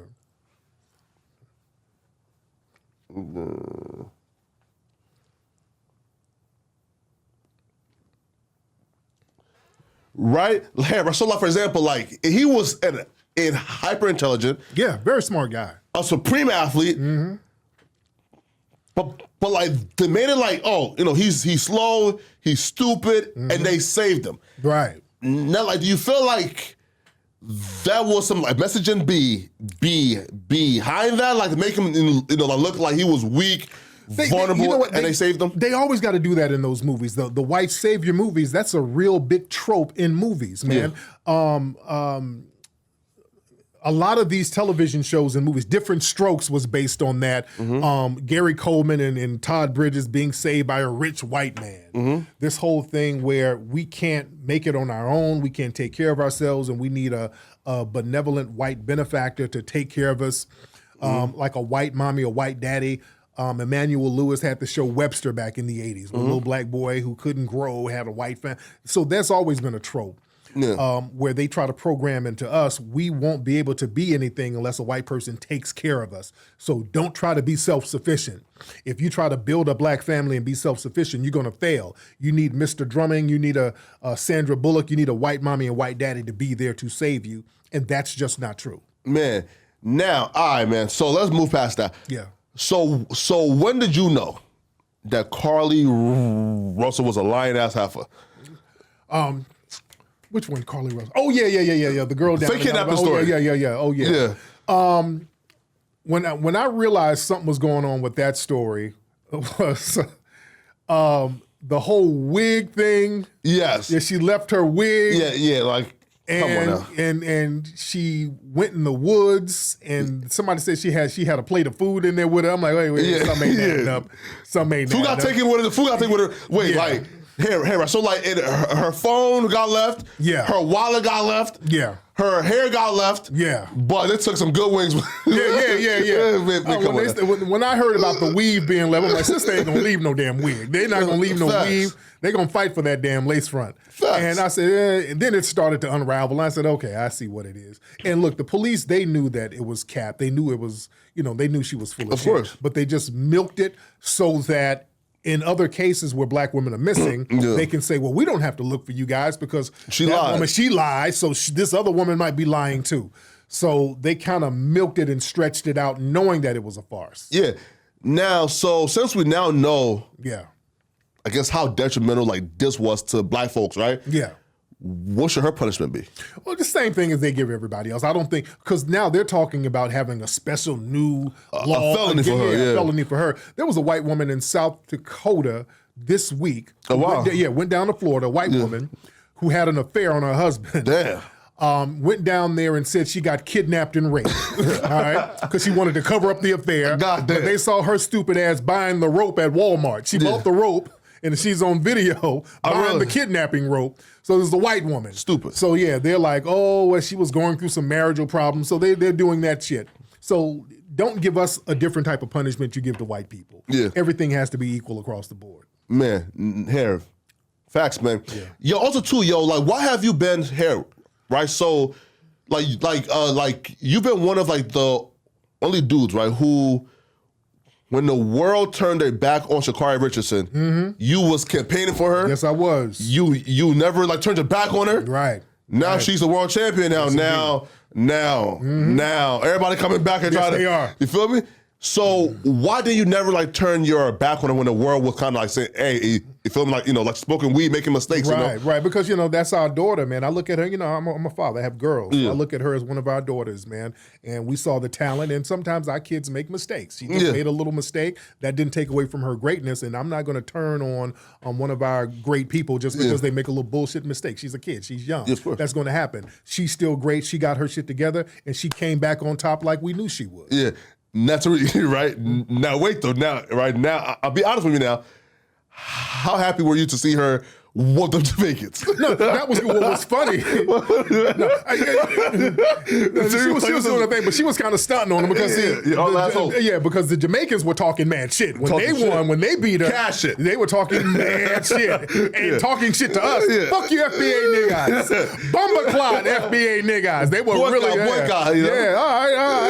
Now our sister mad shit, you're right. Now our sister got back on top and they're like, we're all in this together, niggas. We're all in this together. So it's all good. It's all good. Yo, listen, when are we bringing back the Coon Awards, man? You know what? We're going to do that at the museum because everybody's asking about the Coon. Okay. We're going to have it at the museum. Okay. So, everybody keeps asking about the Coon Train Awards. And back in, for those who don't know, back in 2016, we had a Coon Train Awards where we were giving out awards for the biggest coon. I think Sheriff Clark won an award. I want to say Charles Barkley might have won one. We had a whole big coon thing. It was funny. It was very funny. We had comedians. So we're going to bring that back because a lot of people are asking about it. And the reason why we haven't had another one, because there have been so many coons. We're just waiting to see, okay, we kept adding categories. Like, damn, we got to add a new category. Yeah. So now it's so much coonery out here. We got to sit here and figure out all the categories we're going to have now.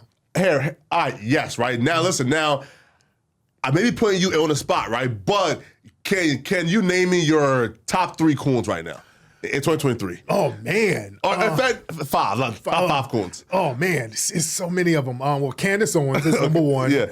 And there's right wing and left wing. Okay. Roland Martin, I think he's a big old juicy coon. Wait. How Roland a coon, man? Well, because he's a coon for the Democrats. Anything they do, anything they say, he just vote blue no matter who, no matter how much it undermines the black community. So he's one. Yeah. Jason Whitlock is one. He's a major coon. It's a lot of little sub coons out here too. Larry Paris Denard? Paris Denard. Paris is kind of whatever, but Larry Elder, he's a majyour coon. Damn, okay, big Larry. Oh yeah. Oh man, it's so many. It's so many to name. Your boy, man, Lee. Oh my God. Jesse Lee Peterson. Oh yeah. Jesse's an OG. He's like, he's like, he's an OG coon. You don't have to give him an award. He's a lifetime achievement coon, so you don't have to give him an award no more. He's already solidified his cooning in history. And he's been in one of my movies, by the way, too. We had Jesse Lee in Hidden Colors 5. Really? Yeah, we had him cooning it up. Hey, man. Yeah. Hey. But like he's great TV though. Yeah, he's funny. You feel me? He's funny as hell. He's hilarious. Now though, were you shocked when the bussy allegations? No, because I've always said, Jesse, are you into Bushy Cat? I've always asked him. I've always thought, because if you are a coon like that, either that type of cooning. You love the white man. Either you come from a non-FBA culture, because we got a lot of non-FBA coons out here, unfortunately. Of course. Or if you are a domestic coon, there's some bussy action going on. Yeah. I think even with Larry Elder, there's some bussy action, but with Jesse. Because to be that kind of a coon, a woman ain't gonna really want you. You know what I'm saying? To be that much of a coon, a woman ain't gonna really get down with you.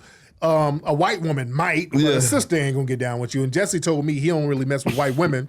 So I'm like, well, he must mess with white men or something. Yeah, of course. So these white men then came out and said that Jesse about 5 or 6, right? Yeah, a bunch of white men said that Jesse has been out here engaging in bussy activity. So, I'm not shocked. Yo, that video was the funniest shit in the world, bro. It was like 5 or 6 of them. Yeah. Like together, like having like a, what?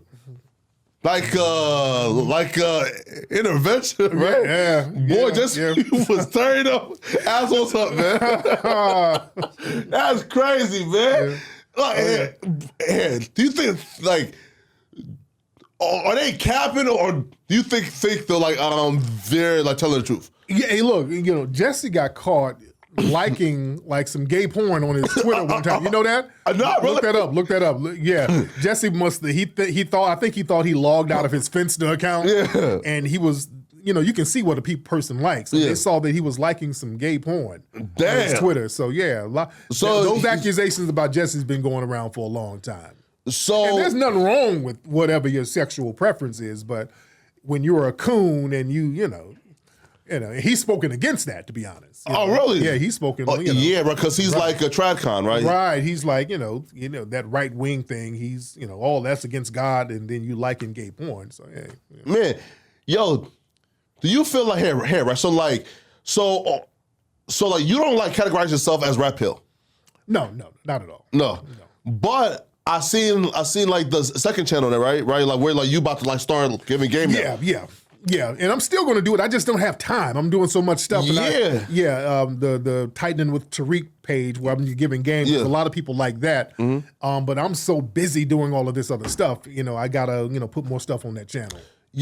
Listen, like, because right now, like the lane right now is wide open. You feel me? Oh yeah. Like Kevin Samuels, God rest his soul, and he's gone. Yes, indeed. Yeah. Fresh and Fit is out of here. Yeah. Oh yeah. And now, like, hey, listen, Tariq, like the lane right now is and a lot wow. You feel me? Yeah, and that's something that I really created 20-something years ago when I started doing Mac Lessons Radio. Yeah. That's how I got started. A lot of folks who don't know, I did something on Mac Lessons Radio over 20 years ago, which was really one of the first podcasts. 20-something years ago, people weren't doing podcasts. It wasn't popular. Mm-hmm. There were no platforms for it.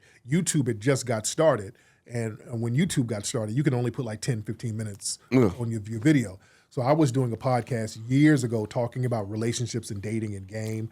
And then I started getting into the documentaries and all that other stuff. Of course. So a lot of the relationship stuff I was doing years ago. Man, now there's like a bunch of dudes who I just think are unqualified to even give. You feel me? Mm-hmm. Right? Like there's some like rumors that regarding like Steve Harvey that his wife allegedly cheated on him. Yeah, I don't think that's true. I think that's just some one of these fake news pages started that rumor and wanted to get engagement. Yeah, I don't think that's true. I don't think that's true. Man. Yo, listen, man, bruh. I done had you hearing that for about, an hour 40, right? An hour 35 minutes, man? Yeah. Yo, listen, bro, like, what's next up, man? You feel me? Like, for them to, the documentary is going to drop when? Like, yes. We're early next year. We just finished filming it, and we're doing the editing now. The hip-hop documentary, and the title will be announced. Mm-hmm. We got the new deodorant called Root Work that everybody's loving at rootworkstyle.com. Hey. You non-FBA. Yeah. All my non-FBA folks, you're going to love it. Tap in. Yes, natural deodorant that we got. It's on and popping. Yeah. The movies, I still got my other movies. American Maroon, that's still available. Yes. Yeah, we got a streaming site called FBAstream.com where you can watch all of our movies. Oh, word? Yeah. FBAstream.com. Wait, and who built that for you? Like I did. My company. Wow. Yeah. FBAstream.com. Watch all of our movies. Bro, that's major. Yes, indeed. FBAstream.com. Yeah. We got books. The FBA Race Beta book is out. And the museum, man. Y'all need to come to the museum, man. You come to the museum, man. Yes. Listen, I'm going to come in this Saturday. So, like, y'all doing something? Not this Saturday. We got something. We got an event Saturday night, the 26th. I know I don't want to date this broadcast here, but the 26th Saturday, we got something. We got some comedians come through then. Yes, you bet. Feel me? Hey. But we're open every day. We're open Monday through Friday, 11 to 4. Oh, a word? Yeah. Wait. Like, here, right? So, like, what's there right now? Like, what's the main, like, attraction? Basically, we got a beautiful mural on the outside. On the inside, we have, we got a little section where we talk about West Coast hip hop history. We got a black inventor section. We got a black freedom fighter section. We got the history of FBAs in California. We got a little section there. We got statues and murals and artifacts. We got a big bust of Dr. Frances Cress Welsing, who was my idol. Okay. We have a big bust of Biddy Mason, who was a very important sister in Los Angeles, who was the grandmother of Los Angeles, who was a very wealthy woman out here. So it's a lot of good informational and educational stuff at the museum that people can go to every day and check it out. Hey, I'm coming. You feel me? Right? Yes. And go to hiddenhistorymuseum.com to donate too, by the way. Yes. Where is it too though? Like the address? Yeah, 2131 West Jefferson Boulevard in Jefferson Park. That was a historically black area out there where a lot of wealthy black people were living. So yeah, Jefferson and Arlington out there in LA, right by the 10 freeway. And they can donate on what? On the website? Yeah, on the website, hiddenhistorymuseum.com. Man. Yeah. Yo, Tariq, so, all right, Russell, listen, one more thing, right? So, I'm Liberian, right? Mm-hmm. So, can I be an honorary FBA, man? But your lineage is Liberian. You know, it's a lineage. It's not a group. You can't join the FBA. Just like I can't be an honorary Liberian. You know? Wait, but though, I'm sure that I can trace my ancestors back here, right? You feel me? You might, but the thing, slaves? You might. There might be somebody, but you know your lineage. You got to have that FBA lineage. Right now, you done ingested too much Jollof now, so you know. I know, right? Yo.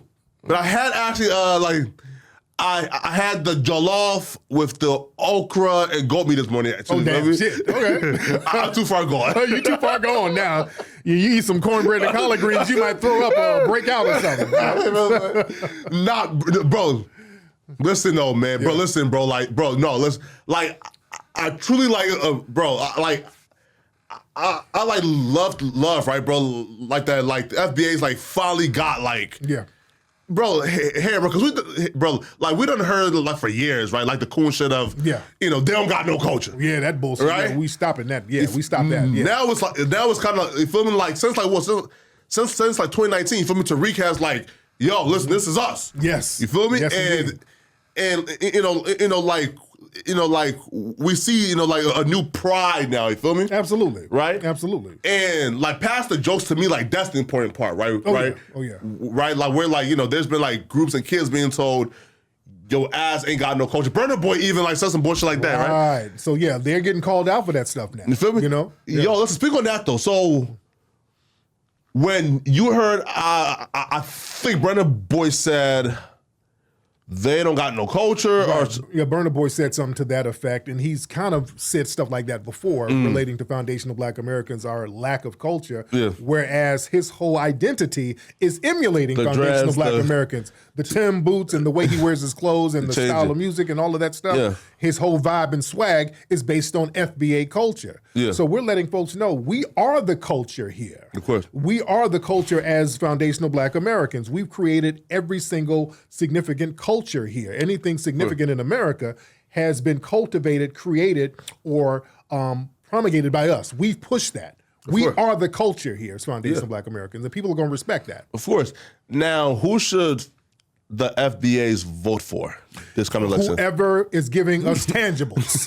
That's all it is. We are not voting for parties. We're voting for tangible agendas. So if there's an independent who pops out of somewhere and says, hey, I'm going to give you tangibles, that's what we're going to roll with. If Trump says we're going to give you tangibles, I'm voting for Trump. If Kamala Harris says we're giving tangibles, we'll do Kamala. Whoever's giving tangibles. Well, okay, but Trump had the platinum plan.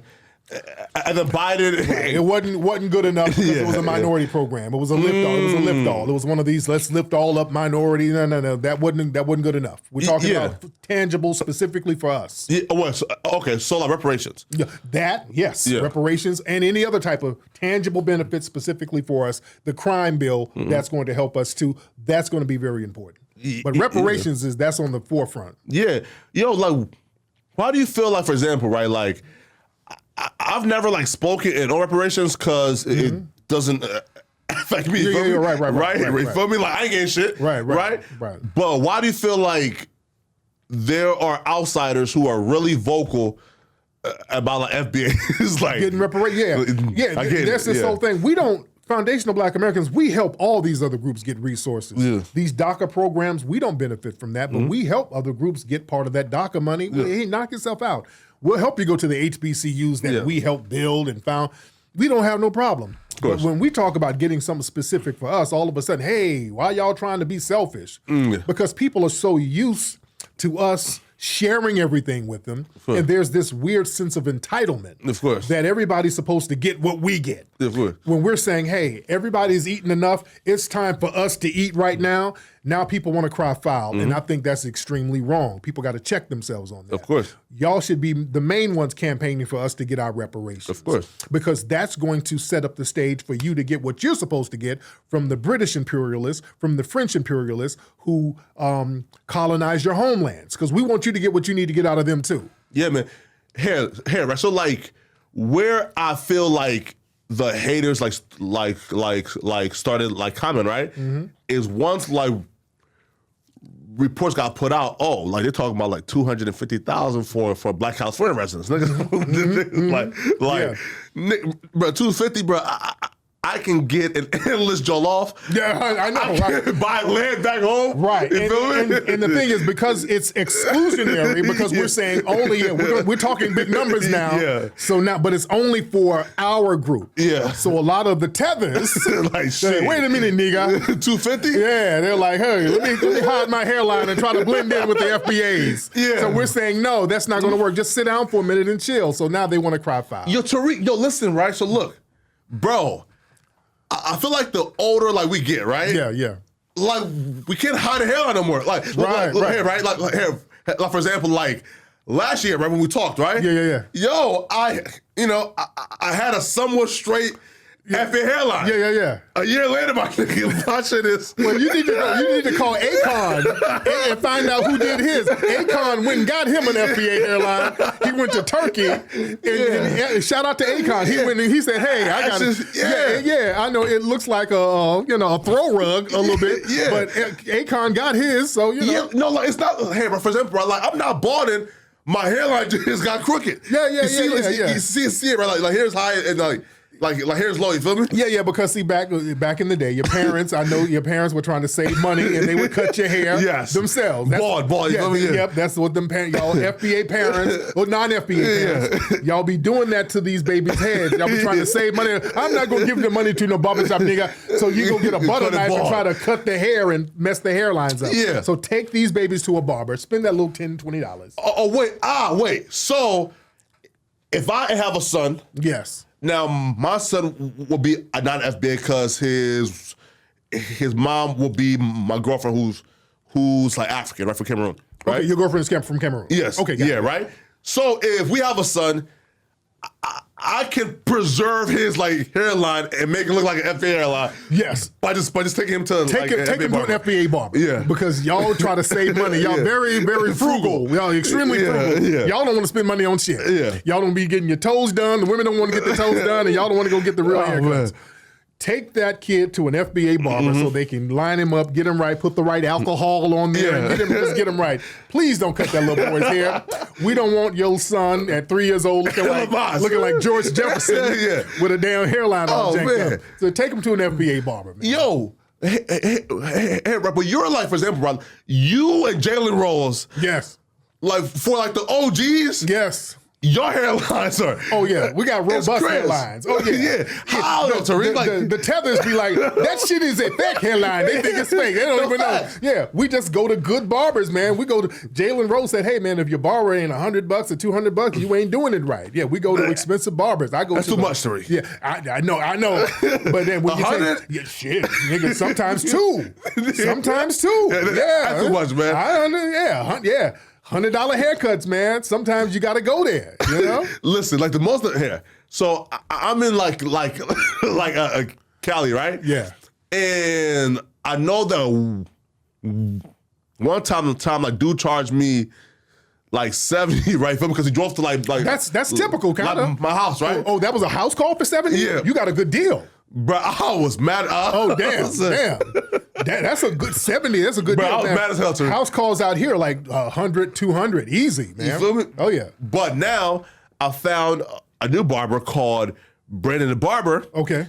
FBA. Okay. And he gives me the hookup, you feel me? Cool. He does for a smooth 50. Oh, cool. Cool. Amazing, right? Man. I think I know that. That name sounds familiar too. Yeah. Does he do a lot of celebrities? Yes. Yeah, I know who you're talking about. Yeah, that guy's good from what Chris, I've done. You feel me? Yeah. Right, yeah. but he like fucked with AD who like used to work here. Okay, yeah. You know, you feel me through that, you feel me, man? But yeah, man, is there anything else, man? You feel me, man? Right there. Like we like have to know. Yeah, look, again, just go to hiddenhistorymuseum.com. Really support the museum. And again, the new hip hop documentary that's going to be announced. The name of the film is going to be announced pretty soon, man. And y'all follow me. Follow me on Instagram at Tariq Elite. Follow me on Twitter at Tariq Nasheed. And go check out the movies at fbastream.com. Yeah. Oh, and to all of Tariq Nasheed, like, ops, right? Mm-hmm. Listen, right? So after every interview, right? Mm-hmm. They do a fucking live stream, right? Oh yeah. Where they watch your shit throughout, dissecting it, and they try to attack me. Listen. Well, they got to do something for views. Ain't nobody watching that shit. You know? And by the way, y'all follow me on my YouTube channel at Tariq Radio. Yeah, Tariq Radio. That's my YouTube channel. Subscribe. Tariq Radio. That's my YouTube channel. Yeah, yo, bro. Listen, bro. Like, it's the non-FBAs, right? Yeah. Bro. Like, I'm called a sellout. Oh yeah, they girls mad at you, yo. Listen, it's jokes, yeah, bro. You feel me? Yes. Yo, listen, you Duke the Don. Listen, bro. Please, man. You feel me? I don't want to smoke Duke. You feel me, bro? Yes. Please, yo. Digest this interview. Yes. Take the game. Yes, indeed. You feel me? Mm-hmm. You know? Oh, yeah. And enjoy it, man. But folks, listen, man. Like, subscribe, comment, man. Please, yo. Follow Tariq at Tariq Nasheed Elite and on Instagram, right? Yes. Tariq Elite on Instagram. Tariq Nasheed on Twitter. Yeah. And Tariq Radio here on YouTube. Man, like, sub, comment, people. Peace out, man. Peace.